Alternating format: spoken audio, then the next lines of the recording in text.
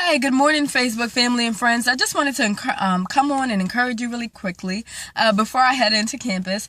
But one of the issues, we're talking about grace moments, right? And one of the issues that I find myself dealing with is worry and anxiety. And so I don't know about you, but I want to share this verse with you. It's Matthew 6:34, and it's coming from the Message version. And it says, "Give your entire attention to what God is doing right now.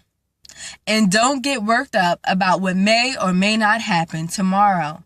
God will help you deal with whatever hard things come up when the time comes." It's as simple as that. Give your attention to what God is doing right now in front of you today. And don't get worked up about what might or might not happen tomorrow. And so I did this little exercise that I want to share with you. I went through this verse, I wrote some things down, but then it has two columns: worries about today and worries about tomorrow. And so I did it. I did the exercise. And as you can see, this is my worry for today, which actually says nothing. I don't know if you can see that, but nothing. Today, I realized that all my immediate needs are met. The girls are taken care of. My family is taken care of. We have food. We have what we need. We have our basic needs are met. And I even have a little extra to do some other things. Now, here is my worries for tomorrow. You see that? Much longer. And this is about, and it's not even really tomorrow. This is months down the road, days down the road, a semester down the road. So what I realized is that all of my worries for tomorrow are taken away from my today. Because today, like I said, my needs are met. I may not have everything I want, but I have what I need. And so I'm allowing all these other things to steal my joy from today. Because if you go on in Matthew 6, it says, "Sufficient for the day is its own trouble." In other words, each day, you're going to run into obstacles. Jesus said, in this world, you're going to have trials and tribulations. That's a given. He didn't sugarcoat it. He didn't cover it up. He didn't make it sound nice and pretty. He said, in this world, you're going to have some problems. And here in Matthew 6, it says, each day, you're going to have some problems. But today's concerns are enough for today. So in other words, when I start bringing in troubles for tomorrow, or in my case, 3 months from now into today, I don't have the weight to carry it. I can't withstand it. I don't have the weight. I don't have the capacity. God says, you know what? Each day has enough troubles for itself. Here, I'm going to help you for today. He said, my grace is sufficient. That's what he told Paul. And that means when it's sufficient, he gives you as much as you need it. And so I want to encourage you today. If you're worrying, if you are if you have given into anxiety, to go back to Matthew 6:34 and remember that God will help you deal with whatever hard things come up when they come. So sometimes he may give you the answer before, but most times he comes exactly when you need him, right on his timing, right? And he'll help you get through it. So one example, last semester, I was in school taking some classes, and I realized that I needed some work done on my car. Something wrong with the engine, and I have no idea. So it's about $500 in the middle of the semester. And so I'm like, what in the world? How am I going to get $500, right? And so right before that happened, or maybe around the same time, it's really close in time, I got 2 scholarships out of the blue from campus, and they were just enough to cover that need. And so in my natural mind, I was thinking like, man, I could have spent this money on this, and I could have bought this, and I could have done that, not recognizing that that was God's provision for that need. So not like, who gets a scholarship in the middle of the semester out of the blue that you don't even apply for? But that was God's provision for that need. So my point is, he's going to help you deal with whatever issue you're facing today when the time comes. Because again, when I look back at this chart, I'm worrying about things months down the road instead of trusting God to say, you know what, God, today, all my needs are taken care of. We're fine today. And you know what? When tomorrow comes, or next week comes, or next month comes, or a couple months down the road, you're going to help me face those things, and we'll deal with it. Yes, you know what? I got to pay my tuition. But if I have to make a payment plan, then we'll do a payment plan. I'll pay it in small pieces, and it'll get done. It's taken care of. Or, this is funny, not really, but over the summer, we accidentally flooded our neighbor's house. And how did we do that? It's a long story, and I'm not even going to get into it. But anyway, we have to pay for those damages. Well, it's been months, and they still haven't told me how much the damages cost. That's on my list. But I have to know that God is sufficient. And if I got to make payment plans on that, then I'll do that. And not only that, but let me tell you that He has provided a new opportunity for me that's going to give us some financial stability in our lives. He's handling all these things. Even as I'm talking to you right now, God is taking care of these things, because you know what? That new opportunity is going to help pay for that tuition.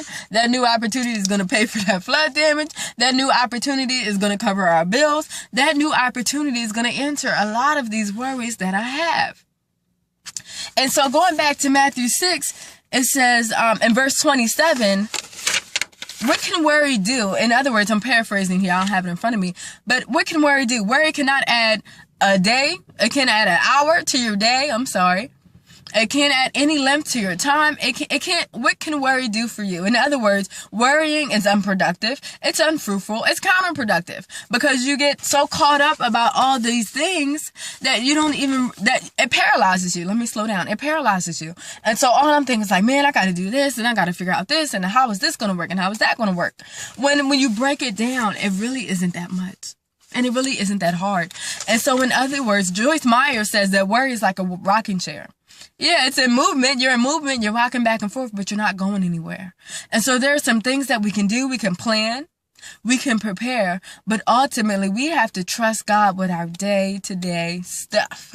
We have to trust Him with our day-to-day issues. And so for me, I get so wound up, so worked up about my problems that I can't even see straight. I can't even think straight. I can't even sit still long enough to realize, like, Jania, this is not even a real concern for today, because I'm looking at this big mountain, a lot of mountains, and trying to figure out how I'm going to conquer this all today. It doesn't work like that. God says sufficient for the day is His own trouble. Just make a to-do list. And I'm good at that. So this is something I'm going to start doing actually in my everyday life. Okay, what is on the agenda for today? So it keeps me focused on today. It gives me small, realistic steps that I can take to work towards those longer goals. But it allows you to break that down so you're not so anxious. You're not so frustrated. You're not stressed out. So yes, I'm going to need to pay tuition, but what can I do today? Today, I'm going to go to the bursar's office and see what options are available. Today, I might go to financial aid and see if there's other scholarships that are available. Those are things that I can do today. And that takes such a burden, such a weight off, because I know each day I'm doing small things to work towards this bigger goal. And so I want to share a scripture with you really quickly. Let me see if I can find it here in this big old notebook of mine. That also talks, oops, sorry, my phone dropped. But it also talks about worry and anxiety. Let me see if I can find it.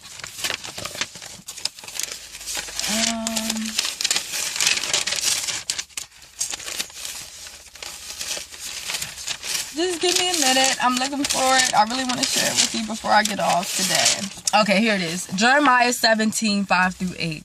It says, and I'm going to read it from the Message version. It says, "Cursed is the strong one who depends on mere humans, who thinks he can make it on muscle alone and sets God aside as dead weight." Do you hear that? He is like a tumbleweed on the prairie, out of touch with the good earth. He lives rootless and aimless in a land where nothing grows. But blessed is the man who trusts me, God, the woman who sticks with God. They are like trees replanted in Eden, putting down roots near the rivers. Never a worry, hear this, even through the hottest of summers, never dropping a leaf. Serene, peaceful, and calm through droughts, bearing fresh fruit every season. Every season. So do you hear the difference here? And I don't have a lot of time to go through it. But you hear about the person who trusts on themselves, who relies on mankind, who relies on their flesh, who relies on their abilities. That person is cursed. And in the Amplified version, it says, "and whose mind, his heart is turned away from the Lord." And so when we trust in ourselves, we're keeping our heart, we're keeping our mind from God. And He can't do what it is that He wants to do in our lives in that season. But for the person who trusts in God, it says he will be like a tree planted next to the waters.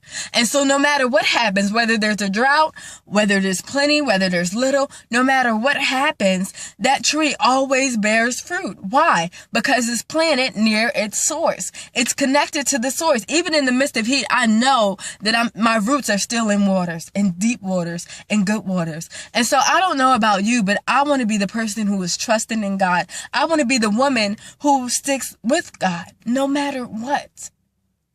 And so when hard problems are coming your way, ask yourself, am I connected to my source?